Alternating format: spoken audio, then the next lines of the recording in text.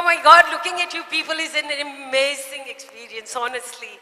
I can't believe that I'm here and so many of you being a holiday, and especially the youngsters, my heart overflows, overwhelms.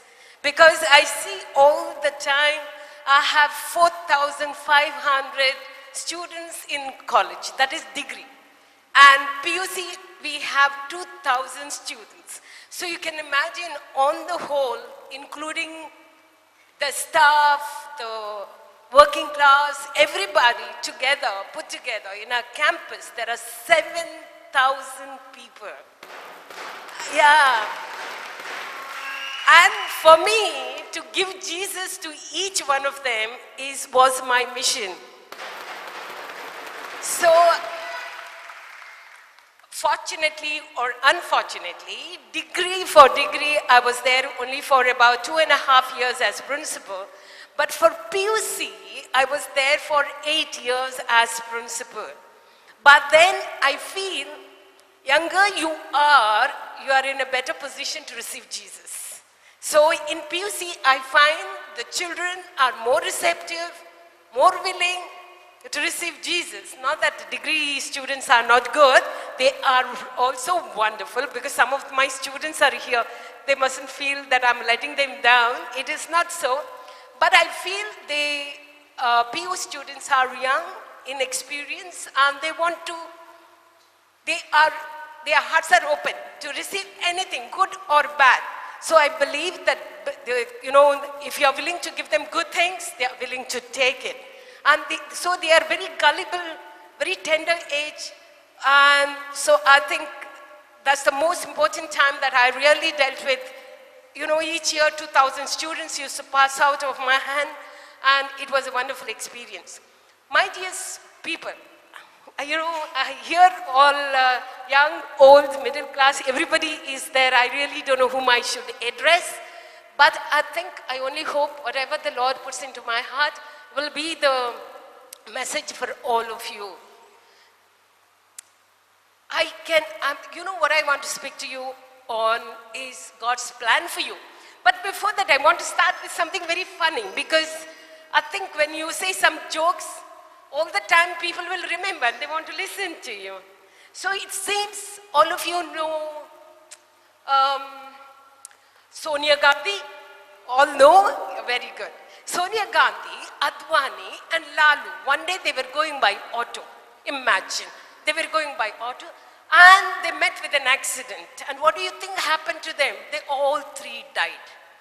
And according to their belief, God Yama came and took them. He was very happy to take them. So it so happened, Yama sent, can you imagine? He sent Sonia Gandhi and Advani to heaven and Lalu to hell. Lalu was very unhappy. He said, you are being very partial. You can't do that. Why are you sending me to hell? And why are you sending those to heaven? Because both Sonia Gandhi, Advani, Lalu, all were in the public, they are public office. And the same kind of sins they've committed. They've taken bribes. They have misused their positions, everything. And why are you sending me to hell and sending those to heaven? So I think you have to conduct some tests for us. And if we pass, you send us to heaven, and otherwise you can send me to hell. Now, Yamas agreed. So he said, okay, we'll have the test done. So the first thing for Sonia Gandhi, she's woman, you see. So the first question for Sonia Gandhi, and he said, she had to write in Hindi, Kutta bola bau bau. Okay, Kutta bola bau bau. And he won. And she wrote and she passed. Next was Advani. To Advani he said, Billy boli. Oh, Billy, I need to learn Hindi. Billy bola meow meow. Yes. Billy bola meow meow. And Advani wrote. And what do you think Lalu got? He said, Bandar bola gurr. And he couldn't do that sound, gurr. So he failed. So he said, it's not fair. Once again, you're giving me a difficult question, and it's not fair. So he said, okay, Then Lalu came with one idea. He said, I have done history. The other two have not done history. So I will tell Yama to conduct the test, the last one, in history. Yama agreed. So, okay. And Lalu was so sure that he will pass. So he said, he asked Sonia Gandhi, okay, when was the India got its independence? She said, it was not difficult for her. Then next question was, definitely she passed. Next question was Advani, of course. How many people do you think died in this war, okay, independence struggle? Advani had the problem to know. So Yama is helping him. Okay, I'll give you 3 options. 1 lakh, 2 lakhs, 3 lakhs. So Advani said 2 lakhs. So he said, okay, yeah, 2 lakhs. You passed. So he passed. Now what do you think Lalu got? He told him, all right, now you write the names and addresses of all the people who died. Poor chap. See, my dear students, you might come across, see, I'm addressing you as students. Why? Because I'm so used to calling my students as students, so you have to excuse me. My dear people, if the people want to make life difficult for you, wherever you are, they will do it, no matter what you might try. But if you have good God in your life, He can change things upside down for you. Yeah, so people's strategies will not work. They will not work. I just want to bring to you, I wanted to sing one. I want you to follow the lyrics of this song, okay? Because I want to talk to you on, God's plan for you. But follow the lyrics very carefully. And listen to this song, beautiful song. But I want you to, more than the song, I want you to follow the lyrics.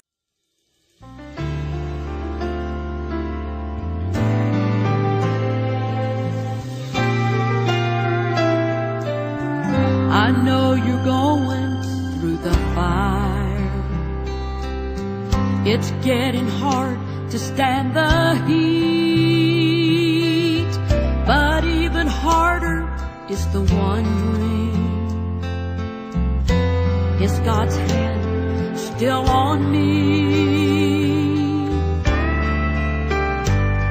It's lonely in the flames when you're counting days of pain, but the potter knows the clay, how much pressure it can take, how many times around the wheel, till there's submission to His will. He's planned a beautiful design, but it'll take some fire and time. It's gonna be okay, 'cause the potter knows the clay. Friend, I just came through that fire not too very long ago, and looking back I can't see why, and that my God was in control. But on the hottest days I cried, oh Lord, isn't it about time? But the potter knows the clay, how much pressure it can take, how many times around the wheel, till there's submission to His will. He's planned a beautiful design, but it'll take some fire and time. It's gonna be okay,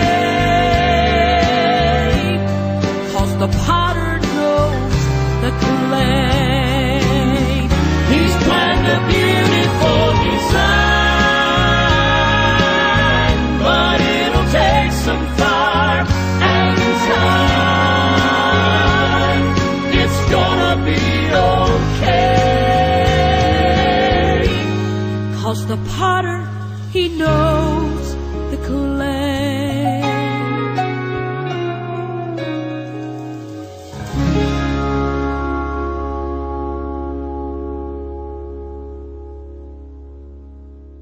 Did you follow the lyrics? Yeah? Yes? Did you follow the lyrics? Did you see what's on the board? Yeah, you read? You liked it? See, there's a story. It seems a young couple means they were celebrating their 25th wedding anniversary, like Johnson and Janice. Okay, they had to go for a holiday, and so they went to England. I don't know, I'm not sure whether they have gone for a holiday. So I think I need to send Johnson and Janice for this holiday, and I want you all to follow what happened. They went into antique shop. It seems Janice likes very much the cups. You know, any fancy cup that is there, she clicks. And so they went into an antique shop, and they saw a number of cups, but suddenly her eyes fell on a particular cup. Okay,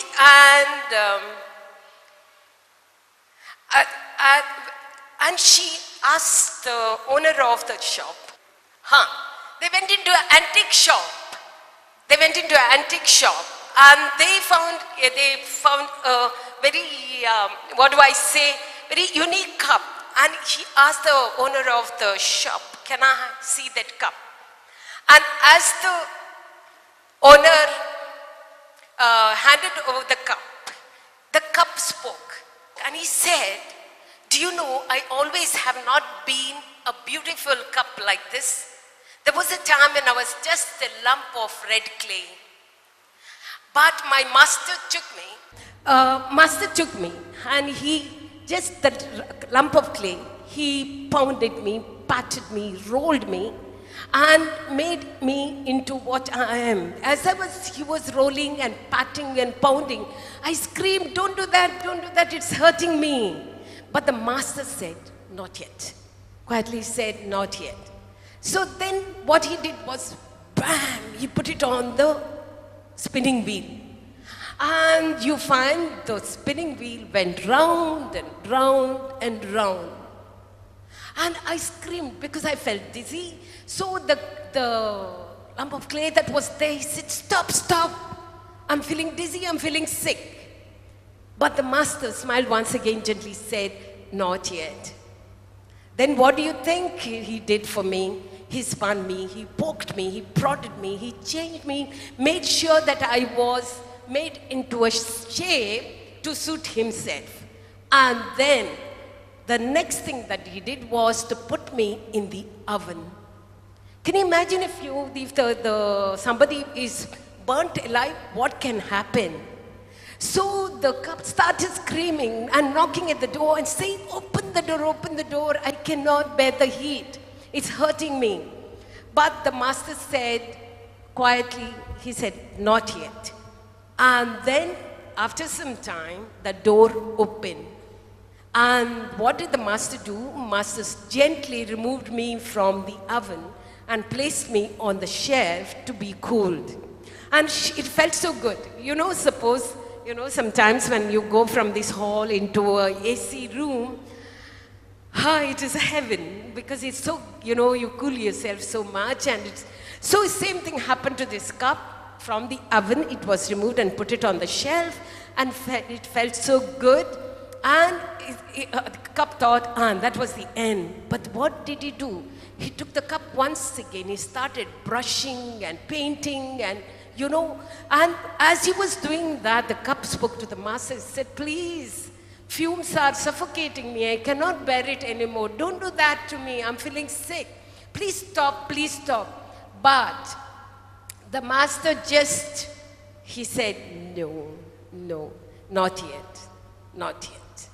And then, can you imagine what he did the next? He suddenly put me back into the oven. Look at that. Second time he puts back into the oven. And it was so hot. It was not like the first time. It was twice as hot. Naturally, it has already been burnt once. Imagine a second time getting into the oven. And it was screaming, begging and pleading, asking the master, please take me out, please take me out. And when the cup felt, he cannot manage one more second, the door was open. And he took me out again and he placed me on the shelf. And what do you think he did the next? After a long time, the master comes and hands a mirror to the cup. And he says, look at yourself. Look at yourself. And the cup looks at itself and finds it so beautiful. Finds it so beautiful. He says, he jumps with joy and he says, oh my God, I'm so beautiful, I'm so beautiful. It is not me. He cannot believe it is me. But master talks to the cup and says, I know, I can understand it hurt you. When I rolled and when I patted and pounded you, it hurt you. I know, if I hadn't done that, you would have hardened. And if I hadn't put you on the wheel, you would and spun you round and round, you would have crumpled. And if I hadn't put you in the oven, once again, you wouldn't have hardened. The clay wouldn't have held together. And if I hadn't painted and brushed you and colored you, you wouldn't have a color and beauty. And the last one, of course, the second time, if it had to, that hardness, if it had to remain, you had to be put a second time in the oven. He says, I know it hurt you. I'm sorry, but this is what I wanted you to be, the final product, a beautiful cup. If you had, my dear people, if you had listened to this story and the song, what does, in Jeremiah, the lyrics of the song, if our master, Jesus, have to make out of a life what he wants it to be, you need to cooperate, one. And secondly, it's a painful process. It can never be easy. My dear people, you cannot have only pleasures, comforts, joys. No, you have to have a cross before the crown. Pains and pleasures, they go together. And it's so important that we cooperate with Jesus, that to make out of a life what he wants him to make. But if you see in Jeremiah, the Lord says, Jeremiah, the Lord calls Jeremiah, go down to the potter's field and see what he is doing. And the potter was at his wheel, just like this. He was at his wheel. And what happened, the first pot that he did, it didn't come well. So he flung it aside. And a second time, he starts all over again to make a pot according to what the potter wanted. My dear people, I want to tell you over and over again, if you are not according to what the Lord wants you to be, He will push you aside and bring you back again and make out of you what He wants you to be. That goes without saying.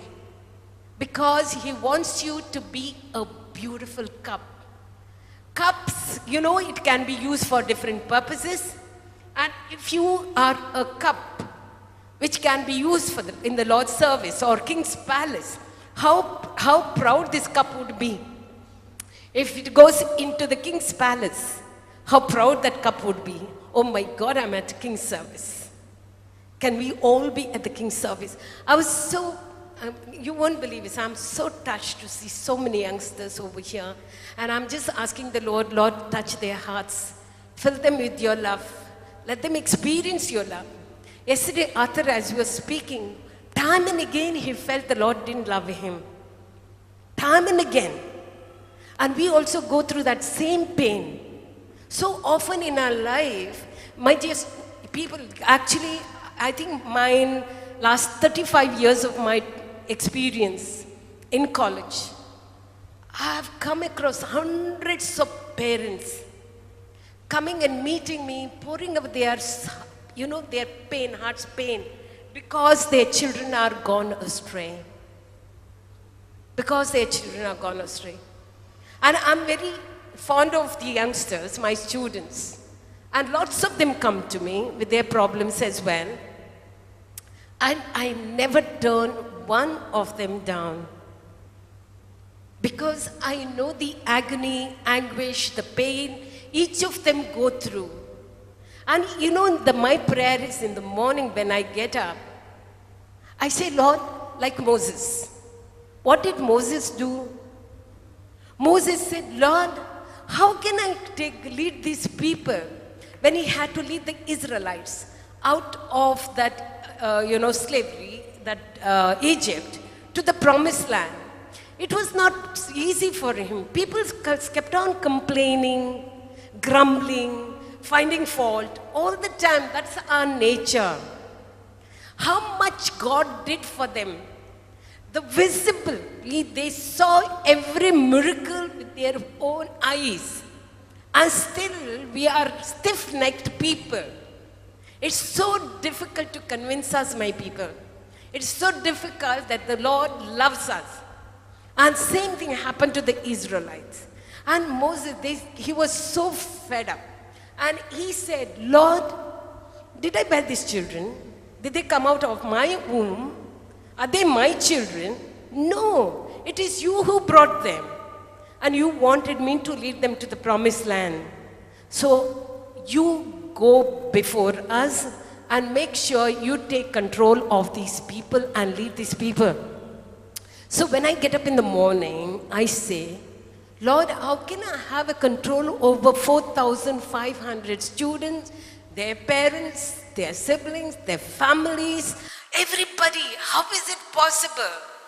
Even if the Lord has given me the wisdom, how is it possible? It's humanly impossible. So I want you to lead these people according to what the Moses had did. If you have seen in the Lord, Jesus, when he was preaching, most of the people didn't believe him. Nobody believed him. Very few followers he had. And when it was at the cross, only holy women were there. That's why Jesus actually, to tell you the truth, I think women believe before, they have a greater belief than the men have. And at the cross, after resurrection also, Jesus first appeared to the women. And they went and told the apostles, see, Jesus has risen. But they didn't believe. Imagine, my dear people, 3 years these apostles lived, walked with Jesus, ate with Jesus, slept with Jesus, everything they did, and still they couldn't believe what Jesus could be. That he could have risen, he could come and visit them. No, they didn't believe. Till the last minute, I think the Holy Spirit came on them, they were always doubtful about God's work on them. Always doubtful. And I feel until the Spirit of the Lord comes on us and works in us, that it is difficult for us to have that absolute trust in the Lord.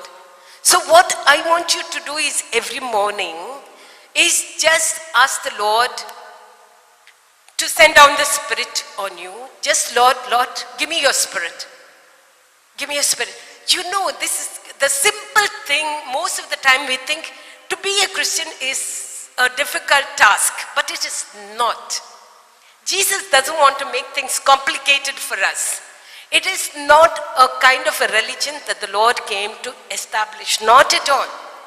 All that he wanted, he says, can you make me part of your day-to-day life?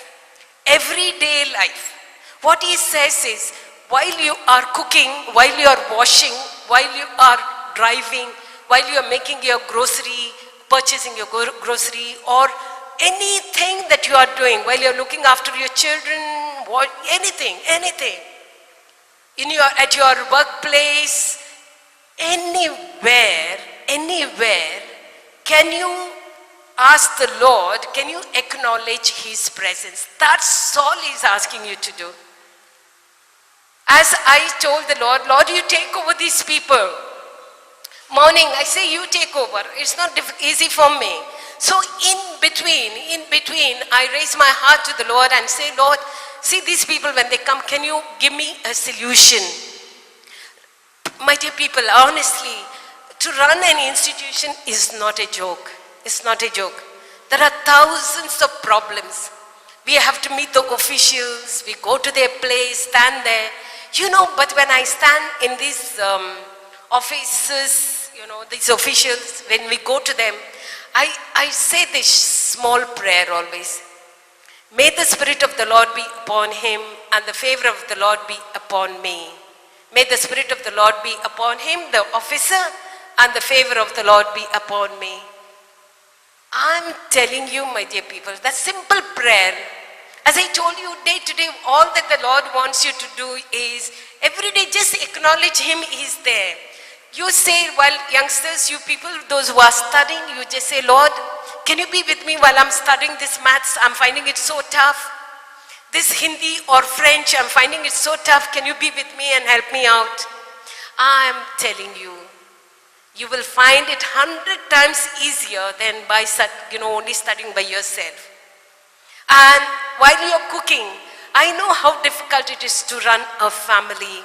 All that you need to do, my dear people, those who are there, having a families, running the families, all that I want to tell you is, make the Lord a part of your life. He says, I'm the living water. I'm the living water. I'll give it to you what you want to drink. And you will not be thirsty again. You don't have to come again. So when you are depressed, when you are at workplace, you have a problem.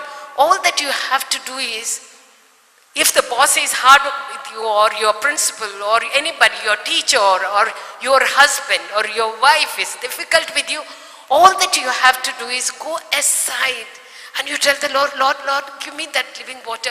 I need it right now for my survival. Give me that living water and I want to drink it. You go back to the work, the situation will change, or you will have the grace to accept. It's a beautiful situation. And I know the life that, because as I told you, so many people come and meet me and my heart goes out to them. Whatever little, the time that I have, that I can spend with them, I can, the little advice that I can give them. But I always tell them, just keep praying. Most of the time why you have problems is only the family that prays together stays together. And when they come for interviews, I ask them only this. Are you praying? Is there a family prayer? Especially the Catholics, those who come. I said, do you pray together? No one. Now, even inside the house, to contact one another, how they contact? Over the phone. They have no time for each other. Inside the house, they don't know where they are. Whether they are in the family, they have 1 or 2 children, but they don't know where they are. Imagine. And now it is easy with the mobiles to tell the parents, if they are on MG Road, they will say they are on Brigade Road. It's easy. And the parents have to believe. I must tell you this. It was so interesting once. My students got into trouble. Okay, so I said, during the college hours they bunked. How many of you are bunking? Okay, they bunked and they were found in a pub.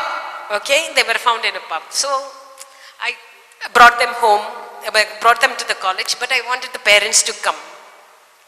The girl didn't know that we had informed the parents.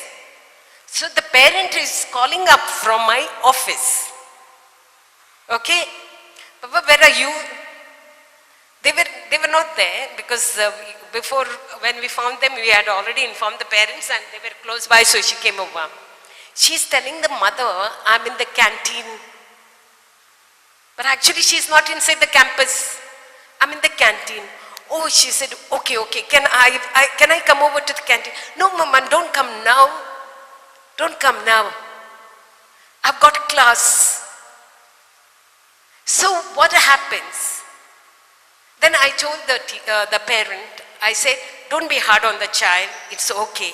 This is the age thing. We have to bring them round with love, understanding and compassion. So don't be hard on the girl. So we will work it out for this child and the rest of them. And I think at the end of the year, they were reformed. We made things all right, made sure that they went to the counselor, and parents also met the counselor. So the things were much easier, and it did work. So what I'm saying is it's not easy to manage the youngsters, and I'm so happy and proud of the parents who have sent the children to this program, and I know the Lord is going to bless these children, their future, as well as your families. But I'm not going to tell you that there will not be problems. There will be problems. But the Lord will help us through. And he said, this is a simple thing the Lord said, I am the vine, you are the branches. That is it. I am the vine. All that you have to tell the Lord, Lord, you are my vine. You need to take major part of my problems. You need to do that. I cannot handle this. I cannot handle this subject. It's too difficult. I cannot handle this teacher. She's too hard on me. She misunderstands me all the time, picks on me all the time. My boss is so difficult to handle. My family, my husband, my children, my wife. Do you have problems? But the Lord is making, you need to make a simple prayer in the morning. He's not asking you, see, if you've seen the Lord says, you need to pray without ceasing. Pray without ceasing. Even St. Paul says, pray without ceasing. How is it possible to pray without ceasing? Mustn't you study? Mustn't you work? Mustn't you do? All that he's telling you is, while you are walking, you take him along with you. While you are studying, raise your heart to him. Once in a way, you just say, Lord, Lord, you be with me, help me out. That is all, that is praying. All the time talking to the Lord is praying. And it is not at all difficult. I always thought, how can we pray always? Can we go and kneel down and, sit in the chapel, say those long prayers? Not at all. The Lord is not asking you to do that. He's not asking you to do that.